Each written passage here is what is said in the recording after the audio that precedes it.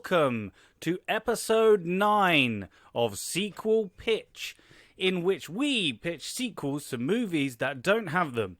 I am your host for this week, Ross. Hello. With me, as ever, is the man with more strikeouts in this podcast than Merrill. It's Andy Henry.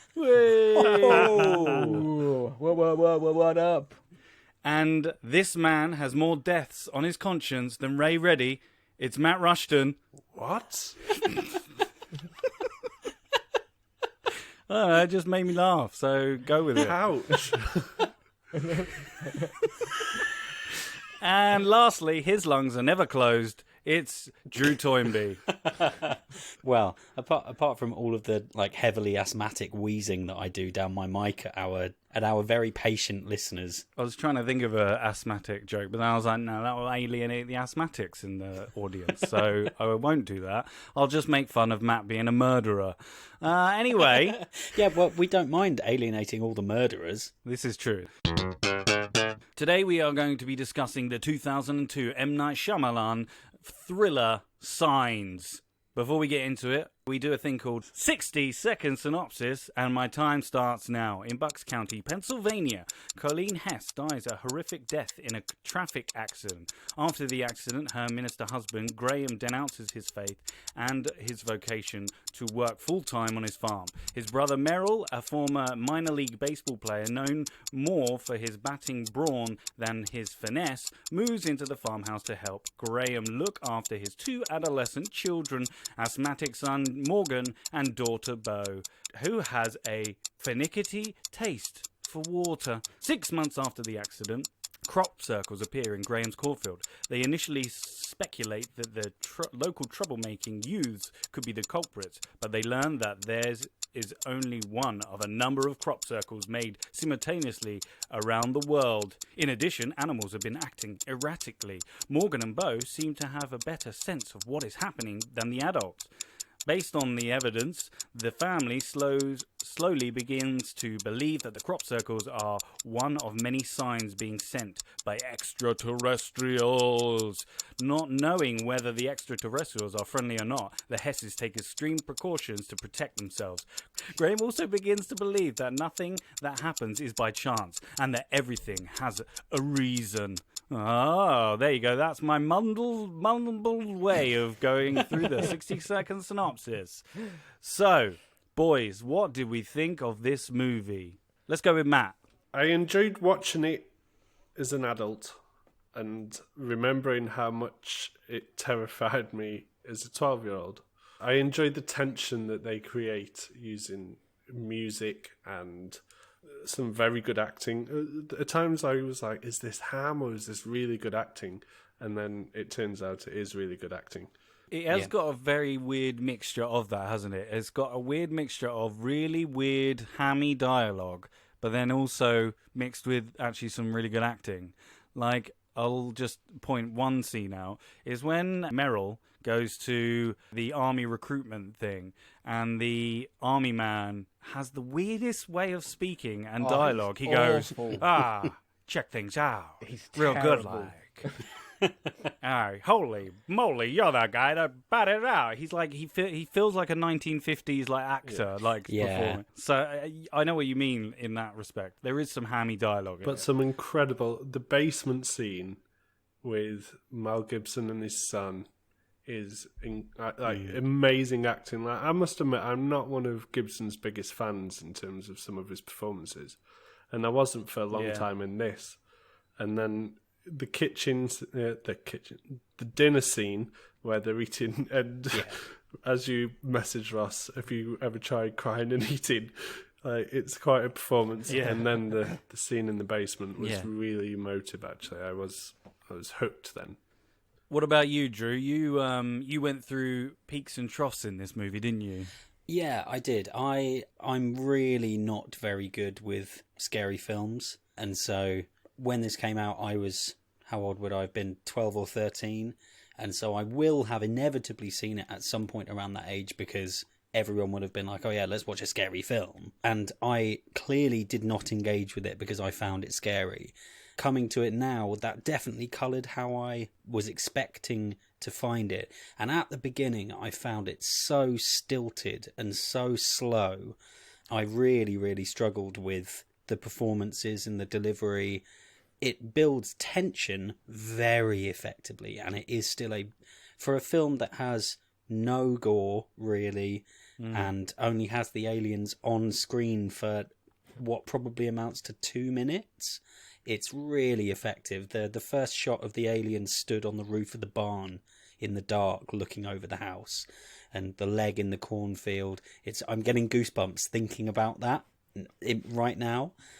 But I still had problems with the performances and it feeling so stilted. But ultimately, it all comes together when, as they reveal more about what happened to Colleen, Mel Gibson's wife, and you realise they're all completely emotionally shattered and repressed, and they're not connecting with each other in any meaningful way. Like they're barely sad when the 10-year-old boy has to stab the dog to death to save his sister at the beginning. Like they're all so emotionally shattered, and just like Matt said, you get to the dinner table scene where they all break down, and his son tells him he hates him, and Mel Gibson's eating a burger and crying, and then they're all crying and hugging, and that was when it clicked for me, and I was like, oh no, it was entirely intentional, and it made you feel off kilter, and I have a lot of respect for this film. So overall, it is an incredibly well made film, but I had my own issues to overcome. What about you, Andy? Did you agree with the sentiments of everyone? Or? I'm agreeing with Drew. A lot of good bits, a couple of bits I have problems with. I think some of the emotional, shattered acting can come across quite wooden at times. But overall, yeah, it's like the really good bits, like obviously him crying or helping his son breathe at the end is good. Matt mentioned the music and stuff, and yeah, the music's great, but the times where there purposely isn't music. Yeah, so I have a soft spot for this movie. When I initially picked it, I picked it because this was one of the first movies, weirdly, that I bought on DVD, and I had a surround sound, and it was amazing listening to it because it had DTS, and you could hear all the aliens, especially when just after they've eaten and they're waiting in the hallway, and you can hear the dog barking outside, and you can hear the aliens, and you could hear all that on the DTS, which was really cool. And I was like, wow, that adds so much more to it, that's why I like it. I agree in terms of like there is a fine line of wooden acting and a little bit of weird dialogue. I think the soundtrack is amazing. Thomas Newman, James Newton Howard, did an amazing job doing the soundtrack. I really thought that worked, and I also liked the fact that they didn't always do jump scares. Like the bit when he sees the foot is just met by the wind and the silence that was pretty of the wind. Like you don't hear any like music to that, which I really like. And I also like the fact, and I think it leans towards how M. Night Shyamalan, he didn't really want to use CGI, but he eventually had to. But I think that lends itself well in not seeing the aliens as much. Not seeing the aliens much, like from really close, or you see them in reflections, or from a camera. Do you know what I mean? Yeah. Maybe it's because he wanted to save money, or maybe he just thought it would have been less scary or something. But well, the monster's always scary if you don't see it. Yeah. So. And did you know that it wasn't supposed to be Mel Gibson? Initially, M. Night Shyamalan wanted either Clint Eastwood or Paul Newman. That would have been interesting with Clint.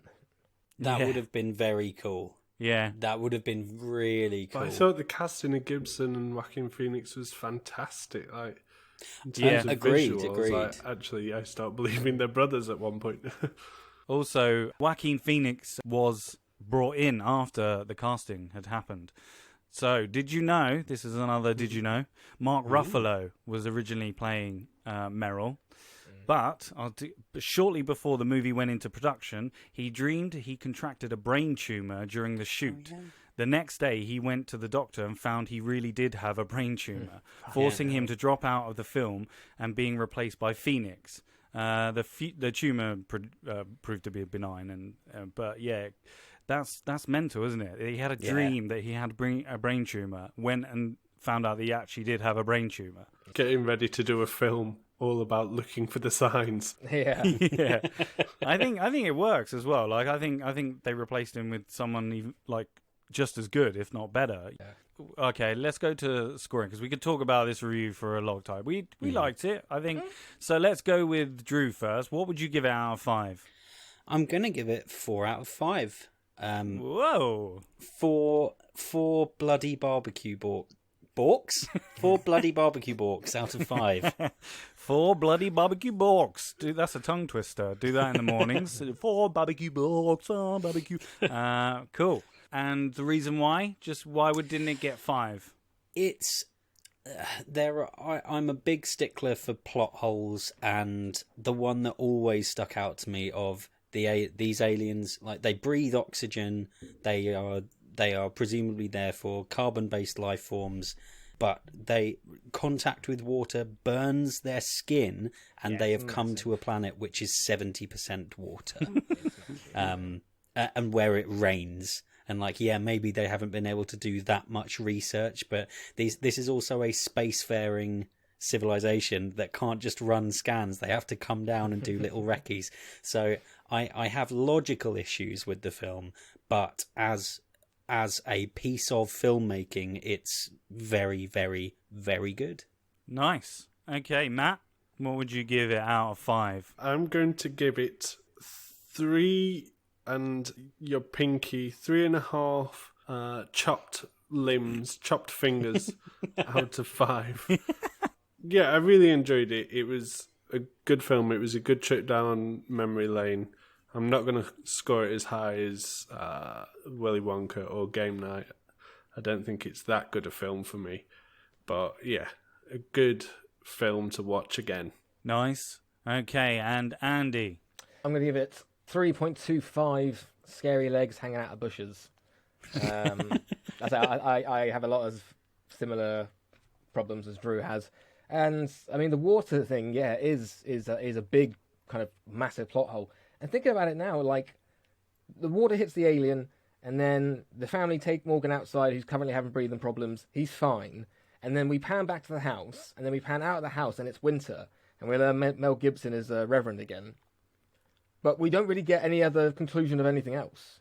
You don't need to know about what they do with the alien. They just sweep it up, put it in the dustbin, and put it out for the trash in the morning, and then that's it. The film's he's still in the house. We don't even know if the alien's dead or not.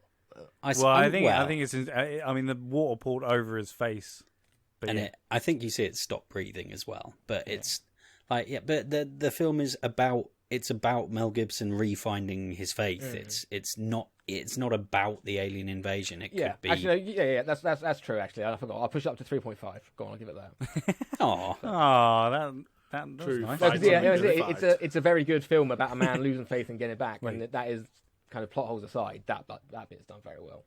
Drew works for M. Night Shyamalan. That's what he's not saying. So I have a soft spot for it. I like this film, even though it's got a little bit of hammy dialogue. I love the soundtrack, so therefore I'm going to give it 4 Ray Reddies sleeping on the wheel and smashing into Mel Gibson's wives out of 5. Is that 4 wives, or is that 4 cars going into one wife? No, it's 4 Rays. It's 4 Rays all on the steering wheel. Yeah. So I'll go over to my resident scorekeeper, Drew, because he's clever at maths and I'm not. / I have the Excel spreadsheet open. Yeah. So me and you gave it 4. And Matt, Andy and Matt were both 3.5. Yeah. So coming out at 3.75, which is our 3rd highest rated movie thus far. Oh. Coming in behind our joint firsts of Willy Wonka and Game Night. There you go. So it's a recommendation then, isn't it? Definitely. Yeah. So it's a recommendation. So go and see it if you get a chance. It's now on Disney Plus on the Star version. So that has been the review, and it's now time to get your sequels pitched. Yeah. Okay. So, boys and the audience, you have the floor now. I go to one of you, and you have the floor to give me your pitch for Signs 2. I won't give you a time limit. Obviously, don't go on for like 15 minutes, and I'll stop you if you do, but we'll see. So let's go with the person that is on my notes first, and that is Andy. What is the name of your film, Andy? My film is called Invasion. Oh, okay. Well, then your time starts now. 20 years after the events that have been dubbed the Markians, Earth has increased its defense and research into extraterrestrial life, with the majority of all countries' resources dedicated to this. Some say the Markians brought the world closer together, uniting us with one common goal, survival. Although some say the results of the markings have caused more division and separation. While one person would be happy to share food with you, the other would shut the door in your face saying, "Yeah, fuck off, it's my family." Graham is in the kitchen cooking a Thanksgiving meal. One by one, we meet the original cast as they come back home for the holiday. Meryl is coaching a local kids' baseball team, and Morgan, now a scientist, and Bo, working for the government, follow. After dinner, the family are watching TV. After some adverts, the family play some board games and go to bed. The next day, Bo and Morgan are watching TV when a special announcement is heard. The announcement states that recently, similar UFOs from the Markians have been seen in the sky, and they believe the aliens are back. Bo says she must leave, and the rest of the family talk about the events of the first film and how Earth is better prepared this time. They start to discuss why they think the aliens came in the first place. In the government, we get caught up with the facts. Aliens are back, being seen in the sky for a few days, but the UFOs are different from last time. They lie to the public so there wouldn't be a big panic. The government say they need more information and consider a plan which would trap one of the UFOs and force it to the ground so they could examine it. Bo suggests leaving them in the air, wait for them to make the first move. Maybe we made the first move. We made the first move last time and possibly broke an unspoken trust. If they did come here aggressively last time, maybe they're back to apologise. Graham is in town shopping. As he stops to talk to people, including the cop from the first film, he notices some people are acting weird. The cop just says, they must be nervous from the announcement. Back at the house, the family are watching TV. The adverts are interrupted by a live press conference and someone in a suit saying, "We believe they are back. We believe they have adapted since the last time we faced, and everyone stay indoors and stay safe." The footage goes back to the UFOs, who suddenly fire and blow up the government building. Bo, who was on the edge of the blast, so she's fine, got a couple of cuts and bruises, escapes from the crumbling building and drives home. When she gets there, the family try to leave, but when they turn around, they see 3 aliens standing in the living room, looking different from the first film. The aliens communicate with the family. Either they've adapted to speak human, or they have a translator machine thing. And they explain that they came to Earth the first time in order to help us. They wanted to protect us from any threats that may be out there. Basically saying they wanted humans to be their pets. They only turned aggressive because we did. The dog bit its owner. We got lucky in the first encounter, but since then the aliens have adapted. They know a lot more about Earth and humans and have decided we are a danger to ourselves and we must be stopped. We are a sick dog that needs to be put down. Graham talks about his faith and how it was restored after the events of the markings, and he believes God will save him and everything happens for a reason. The aliens talk about faith with Graham and ask him to prove that they are not the creatures who have been sent down from above to protect him. Graham says, "It's because you want to kill us, so you can't be angels." The aliens reply, "A sick dog wouldn't understand why the owner wants to put it down, and it never knows the pain the owner feels when it's putting it down." Graham quickly throws a nearby glass of water at the aliens, but they're unaffected. They say 15 years ago they sent down one UFO and abducted someone. They studied that person and managed to copy their DNA so they could clone humans into a sort of suit that they can transform into. Over the years, the aliens have been sending more and more ships down and abducting more and more people and replacing them with their cloned versions, in order for the cloned versions to study Earth and humans and feed back to the mothership. So next time they come, they know how to win. Graham says the aliens won't win, and you can never break up my family. He holds his family and starts to pray, but suddenly, Bo breaks away. Graham tries to pull her back, but she says the aliens are right, Dad. They will win. And she knows this because... And we get a big M. Night Shyamalan twist as she transforms into one of the aliens. She says she's been the alien hiding on Earth for 15 years. The alien mocks Graham, saying Graham has been kissing the alien goodnight longer than he has his actual child. Graham tries to attack the alien, but the alien raises his hands and it stops him, and we see the alien has a fucked up face and he's missing 2 fingers. In another M. Night Shyamalan twist, it's the alien from the first one. Graham asks if Bo's alive, and the alien says yes, but she and now hundreds of thousands of other people are on ships and have been cloned and replaced. They were just waiting for the right time to strike so they could abduct all the fucking humans. They were waiting for, a sign. Just then, The TV plays an advert, the same advert that's been playing throughout the whole movie, except this time it has a different ending. Suddenly, Meryl and Morgan transform into aliens, and we see shots of other people in the town transforming in front of their families, including the cop that Graham spoke to earlier. Graham is surrounded, but he's not scared. Everything happens for a reason, he says. My faith will save me. The front door flies open to reveal a UFO in the sky. A beam is sent down, and the aliens invite Graham to step into it. He does. And we fade out into the third film that's called Settlement. Trilogy pitch again. Here we go. Right, Andy, thank you for that. I've got some questions. So you've decided to bring the cast and some of the old characters back. Now, they had a pretty good arc in the first movie. Can you tell me what the arc they will have in this movie? It's still going to, the main focus is going to be on like say for the faith. It's still going to be the tone from the first one. Graham is gonna he's the main, he's like the protagonist, so he's gonna have the main arc, and he's just gonna be just kind of like suspicious and scared the whole time until the end when he's not scared. Cool. It seems pretty short in terms of story. There seems to be only a few scenes and then a chat with some aliens. Do you think that's going to be enough to entice the audience to go see it? Yeah, I mean the first one was an hour and 46. And this one I can imagine is 90 minutes. The way I kind of blocked it out was in kind of 30-minute segments. Okay. Yeah, as I say, I didn't want to put anything in there that wasn't necessary. I wanted to keep the tone and the theme that the first one had. Okay. The first movie is a thriller. You don't see much of the aliens, which in my mind makes the movie better, like we said earlier. Do you think you are steering away from the thriller vibe and revealing too much of the aliens at the end of the movie? Not necessarily. I think it's going down a different thriller side now. We're going less, say, scary, and now just more like psychological thriller. Okay. Yeah. All right. Okay. Can you explain to me, in layman's terms, what the aliens' plan is in the movie?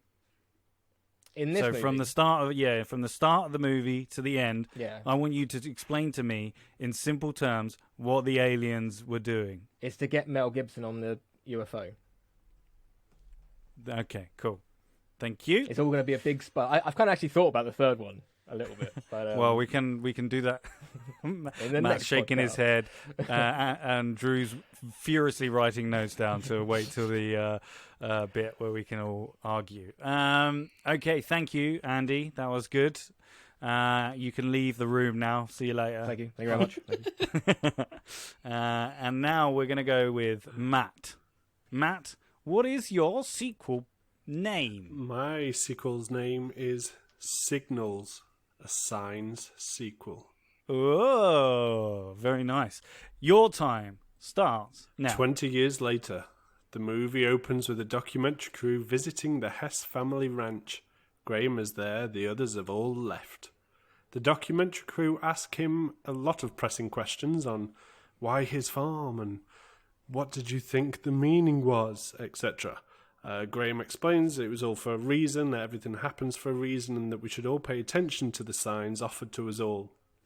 When asked about his family, Graham quickly closes up.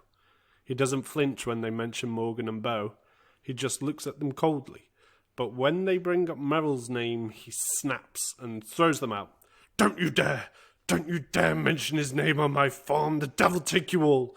And with that, he slams the door behind him, and Mel takes a breather for the next hour or so of the movie. Snap cut to a dimly lit room full of rubbish. Red string everywhere. There's a silhouetted figure darting in and out of shot, following trails and muttering to himself. Look for the signs, over and over. It's Meryl, and he's fixated on footage from 2002, and there's any number of battered computers and monitors all playing footage loops from YouTube and other kind of digital media sources. He's watching them all and none of them at the same time. The static, the noise from so many sources of audio creates this uncomfortable hum. There's a bang on the door, scaring the viewers and Meryl alike. Answering it, we see an adult Rory Culkin stood there in the doorway. Morgan. He's smart and looks to be embracing city life. We also get our first glimpse of Merrill in all his hermit-like, scraggly mess. Rory makes a quip about Merrill looking good and offers him 2 brown bags. The first he opens to find a flash drive, and Rory notes that there's some new reports coming from Europe. The second is a sandwich and a pack of cigarettes. The essentials, as always. See you tomorrow, Merrill. Merrill doesn't say anything and closes the door slowly, looking around the alleyway that his front door kind of opens onto, and making sure there's no one there. And when he's content, that's when he finally closes the door. He plugs the flash drive in and he stands watching. Well, he opens the files first. There's 2 files on the flash drive, and he plays the video and starts watching in awe. It's German. It's a German recording, and the folder is called Kabel ein 010122. The video is footage from New Year's Eve celebrations in Berlin, showing everyone cheering and celebrating. The host reports on the celebrations, and nothing seems amiss. There's a glitch for a fraction of a second on the final strike of midnight, and the video continues. Merrill rewinds and replays the video over and over to try and get the pause on the glitched microsecond, and when he does, he freaks out, pausing perfectly to reveal a face, and not a human one. After composing himself, he listens to the unedited audio of the broadcast, and at the same time, in that exact same second, he hears "Wir Sig," followed by a gasping sound, sounding like someone's unable to breathe. So I realised I'd written quite a lot at this point. This is how the film plays out. Merrill learns that the word he heard was 40, and after trawling through the internet, he manages to locate a lot more broadcasts of different New Year's Eve celebrations in different countries, each with similar creepy videos and audios. Each audio contains a number once it's translated from that region's dialect. The idea is that Merrill gets these audios in a sequence of events that are interlinked, meaning he has to get them in this order, and that's kind of revealed at the end somehow. As he writes them down, the numbers are 40, 307, 720, 75, 116, 517, 7, 4, 22. What does it all mean? He cannot get his head around it all. He begins wrecking his work, he's had enough, and he just crumbles to the floor, and he sits and holds his head in his hands, and then he looks over at his alarm clock. 7, 1, 22. It's a fucking date! So he has the last 3 numbers worked out, but what are the others? Cue 2 days of intense research and growing panic. What's it counting down to? On his PC, he begins throwing the numbers around like 1,000,001 different ways until he makes a mistake. Until he makes a mistake and puts in a full stop between the 40 and the 307. This links to a Parcel Force back office site that's somehow available, I don't know how, and he determines that they could be coordinates. They are coordinates for Doylestown, Bucks County, Pennsylvania, Graham's farm. He calls Morgan flustered and conveniently turns up with Beau. Don't know why she's there, but she's well dressed and clearly she's also successful in a young adult life. Morgan's happy to see him, Beau less so. They drive to the farm and Merrill's freaking out. The kids, whilst tense, about seeing their father again after so long, they've grown out of the experience somewhat. Or Beau thinks so anyway. She discovers that Morgan's actually been helping Merrill the whole time with the drives and the data, so she hits him and she's pissed off.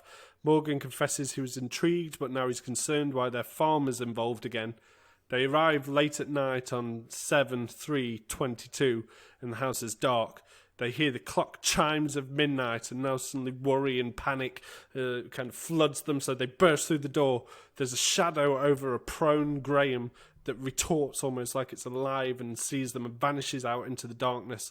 Merrill quickly runs over and performs CPR on Graham, who brings him back to life, and after some comforting, he explains that he's been feeling like something's been attached to him since the events of 2002, and that all of a sudden he feels that weight has been lifted.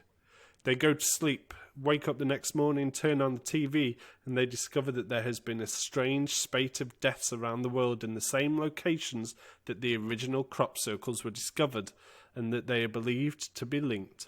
As the broadcast ends, the screen glitches with the same phrase from before. Sequel? That's up to you, Ross.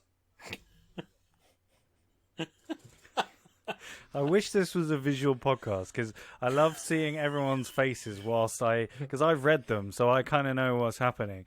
But Drew and Andy haven't, so it's funny just watching their facial expressions. Drew is just like frowning, like what? Very good, very good. Thank you, Matt. Thank you.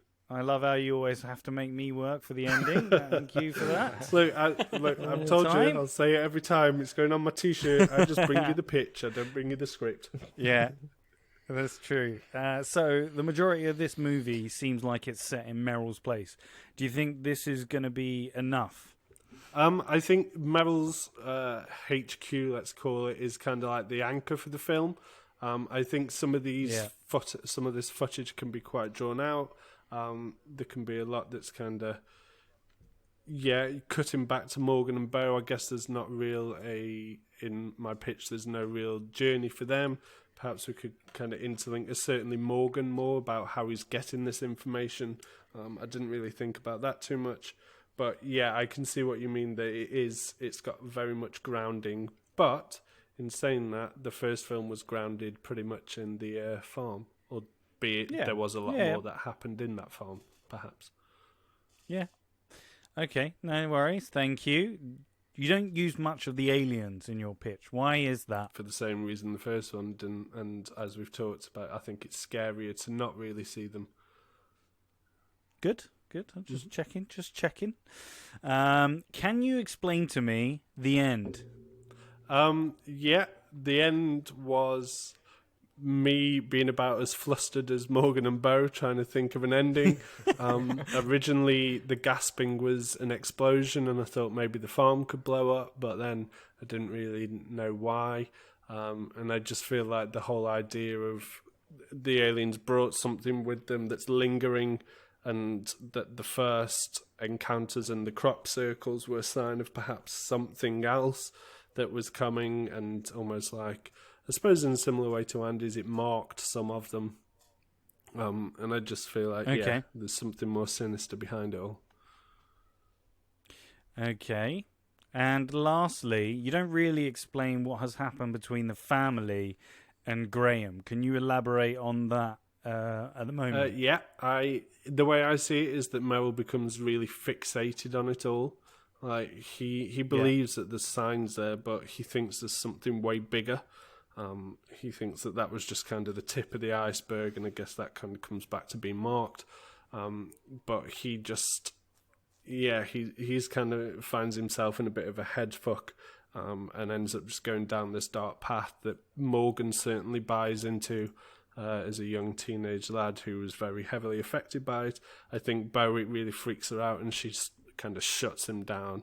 And Graham and Meryl just can't see eye to eye. Graham is very much like, look, it served its purpose. I found my faith again. That was the reason. That was the journey. Where Meryl's like, no, it's not about you. It's way bigger than you. So I would say that's probably the confrontation. Thank you. Thank you, Matt. And now, last but not least, Drew, what is your sequel's name? I've gone with Miraculous. Cool. Your time starts now.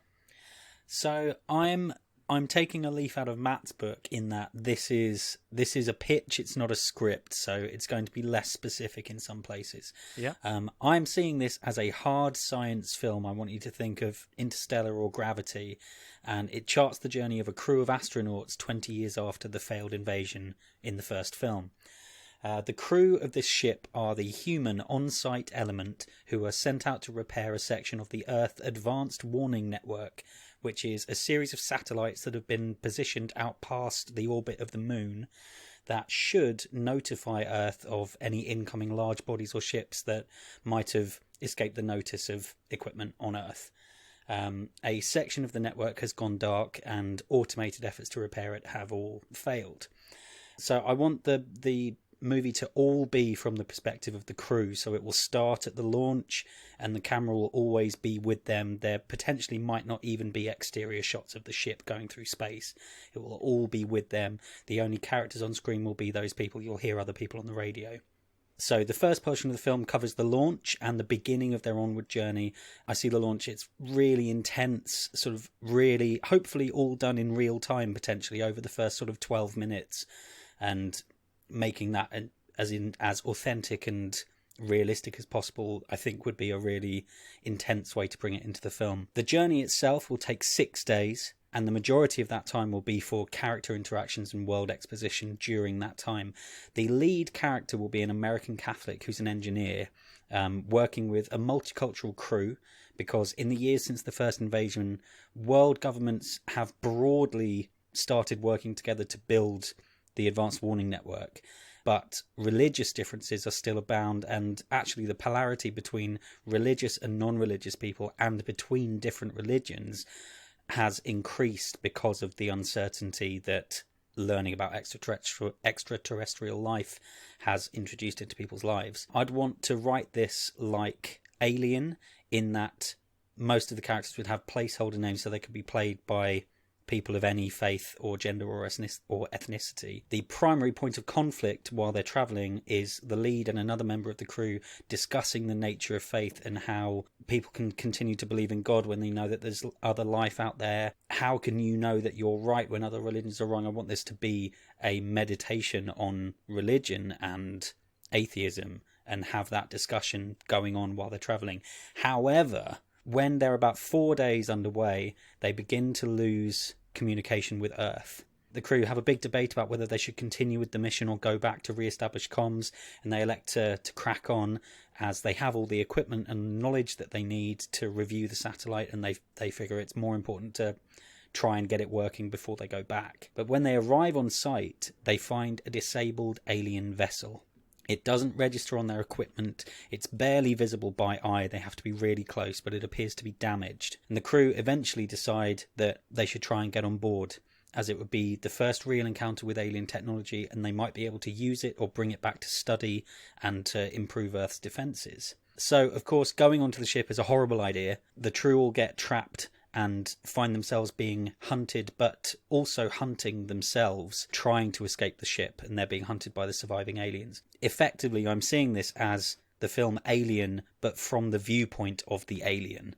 It's them scuttling around, like picking off aliens when they can, but being hunted themselves. They try to get out several times, they keep getting cut off, they keep trying new ways to open or to try and learn the ship, but it's obviously going to be incredibly hard. They keep getting killed and taken until there's only a couple of them left. And in the end, they'll discover that what disabled the ship was that there had been conflict between members of the alien crew. What they kind of infer is that discovering the satellite sparked some conflict, and it seems like some of the surviving aliens wanted to end the mission and go back, but some of the more aggressive sort of hunters who have been chasing them wanted to continue, and it seems like the ones who didn't want to go and fight scuttled the ship.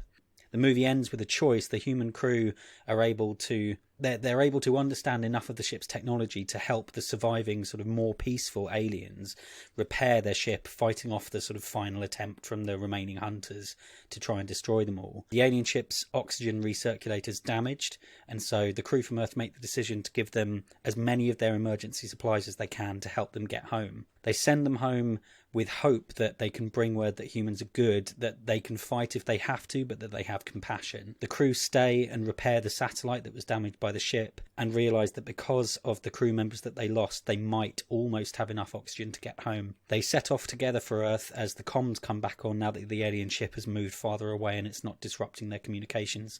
And they speak with the NASA communicator, who introduces himself as Morgan Hess, whose interest in science that he discovered in the first movie led him to pursue a career that took him to NASA, and they begin to drift homewards, not knowing if they'll make it, but hopeful. Very nice. My questions for you are, so you've adopted to go the more sci-fi route. What was the reason for that? I thought I wanted to get horror into it. Yeah. And frankly, I really struggled to come up with a sequel to this because, again, I wanted it to be about faith because I felt so strongly that is the primary concern of the first film. Yeah.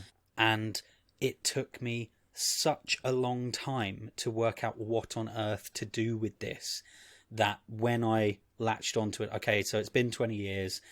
There was a theory in the first movie that they spoke about that they would be coming back, so maybe they're preparing for that. And that just led me to something in space and people having to go to space. And I didn't put much more thought into it other than, oh, that might work. Let's do that. Please, God, before I run out of time, I have to send Ross my pitch. That's fair. That's fair. Okay. Only one of the actors from the original is in the movie. Do you think this will be enough to draw people that have watched the original movie to see this one? You make a good point. It doesn't have... Well... I haven't cast it because I would hope that anyone could play the roles, but I would be pushing for it to have as much star power as possible in the on-screen cast that the lack of Mel Gibson and Joaquin Phoenix hopefully wouldn't negatively affect it too much, but that's a fair observation. That's fine. Will you have the aliens shown, and if so, will they be able to speak to them? Like the crew, from Earth. No, the aliens wouldn't be on screen much at the beginning, or not the beginning, when they first start to encounter them and start to realise the ship is still inhabited. Mm-hmm.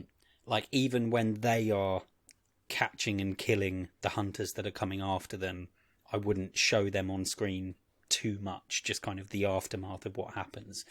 But the end, you would see them given what's happened in the intervening 20 years, when you look at Dawn of the Planet of the Apes and War for the Planet of the Apes, how effective you can make humanoid CG creations. They won't speak, but I would want them to... When I said in the pitch that they infer what's happened, they kind of communicate by drawing and pointing and that kind of stuff. Okay, and lastly, can you explain to me the section in which you say they're going to be fighting the final attempt by the hunters? Do you mean the aliens that wanted to carry on with the plan? They are going to be attacking the aliens that didn't want to, and also the humans as well? Yes, yeah. So the humans end up working with the more peaceful ones who kind of broke away from the original mission and tried to stop it, and they end up fighting with them at the end. Okay, but maybe not. I'm not picturing like a hand-to-hand fight. I'm picturing a clever solution that involves probably blowing them out of an airlock, because of course that's what it would be. Okay, well, I've heard all your pitches, and now it's your time to debate with each other on whose do you think is going to be the winner for me. Why I should pick yours. You can argue with each other. You can say why I shouldn't pick the other people's. The gloves are off. Here we go. I'll start with Matt. There we go. You can start the argument. So, first of all, I feel like I'm the only one who's actually bothered referring to signs in the title of the movie, considering it's 20 years later. But that's fine. You can just have miraculous that doesn't seem to have any miracles in it whatsoever, apart from the fact that these aliens and humans can communicate in this short span of time. Or you can have Andy's invasion idea, which is perhaps one of the most original concepts I've ever heard, and the fact that it just turns out they've learned human language and can now skin humans but not kill them and become them. Or you can play with something that's genuinely quite tense, still refers to the idea of signs, and that there's a real guiding, there's an overarching guide that, as I say, these videos that he gets sent, the idea is that each one he gets hold of is interlinked, so it has to happen in that sequence of events, hence the signs, hence the signals. And I feel like mine, whilst it might be lacking a real solid final act, it's definitely the closest and most respectful of the first film. Yeah. Pick mine. It doesn't have a third act, but you should pick mine. You've just decided Drew goes from they're hunting to their best mates. No. They're hunting the aggressive hunters, not the peaceful ones. It's split into two factions. Also, you said mine. Miraculous has nothing to do with signs. Signs are in this context are signs from God, which are miracles. What big Wally. What's the miracle that happens in your film? The miracle. The miracle is that they the can talk to each aliens- other through pictures. Matt, do you think that a humanoid person who has language of some description, you would be able to communicate some form of idea with them without sharing common language? Yeah, in the space of 90 Because minutes. In the humans- movie, yeah, probably. Humans have been learning to communicate with other cultures who don't speak the same language of them for millennia. We're capable of it, and this species are capable of space travel. Why are you quiet? Why are you quiet, Andy? Oh, I'm just waiting for my Why are turn. you quiet? I'm just waiting for my No, turn. you can just butt in if you want. Go for it. Okay, let's start with Matt's. Mel Gibson takes an hour for a breather. Honestly, man, you could have thought, like, why didn't the documentary series stay there? If he's got something bad in him the whole time, why didn't we see that the whole way through the movie? Well, my movie's about we Joaquin don't get Phoenix's journey, but that's Yeah, fine. and we get Crazy Joaquin in the first film. We've done that. And he's just I there's just feel too like many coincidences. scratching the way you put surface it, you Crazy just put- a bit Joaquin in mean. the first film. We don't really get Crazy But we've had Joaquin it. in the first film. He's Yeah, he's I'd say fine. He's fine. quirky. Yeah, we've had that. Too many coincidences that he puts a decimal point in here and he just realizes it's suddenly a date out of there. No. And as he mentioned, no Act 3. No twist as well, which is surprising.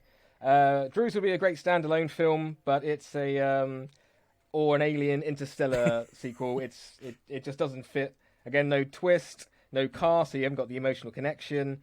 It's a completely The kind of twist different is tone. that half of the aliens were good, Wow. and that and that some of the aliens are on our side. So mine, it's still got the right tone and the right theme from the yes, first one. correct. It's still got the same characters, so you've got that emotional connection. It really plays the idea of faith and what it is.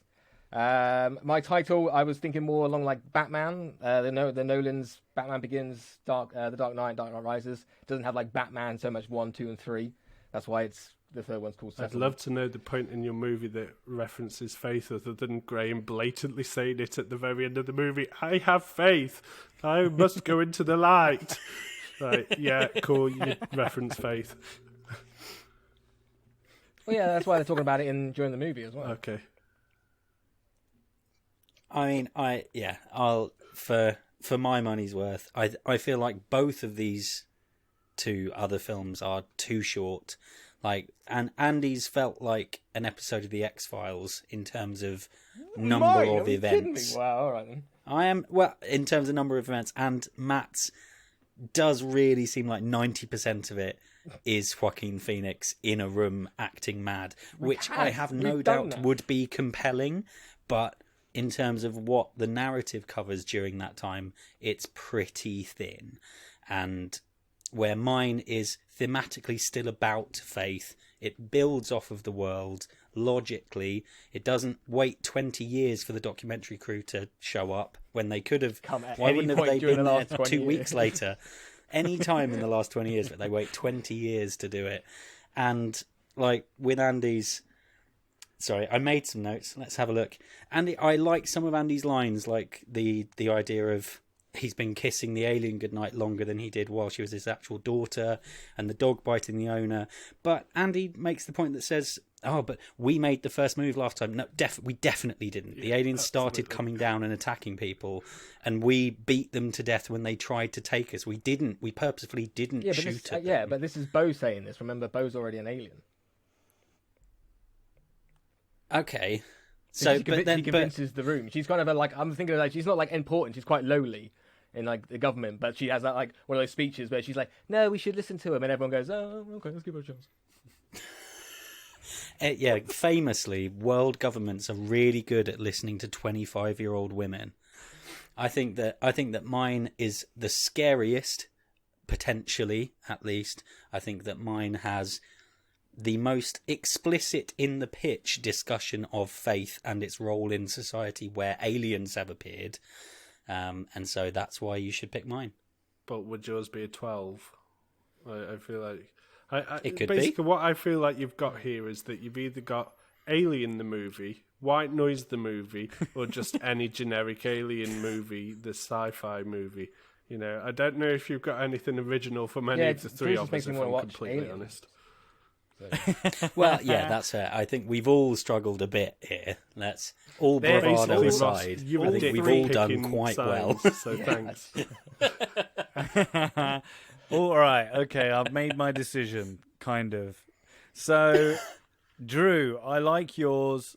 I think the conversation you have about religion and the whole discovery of aliens and alien world, and that discussion you would have in the movie is quite an interesting discussion to have.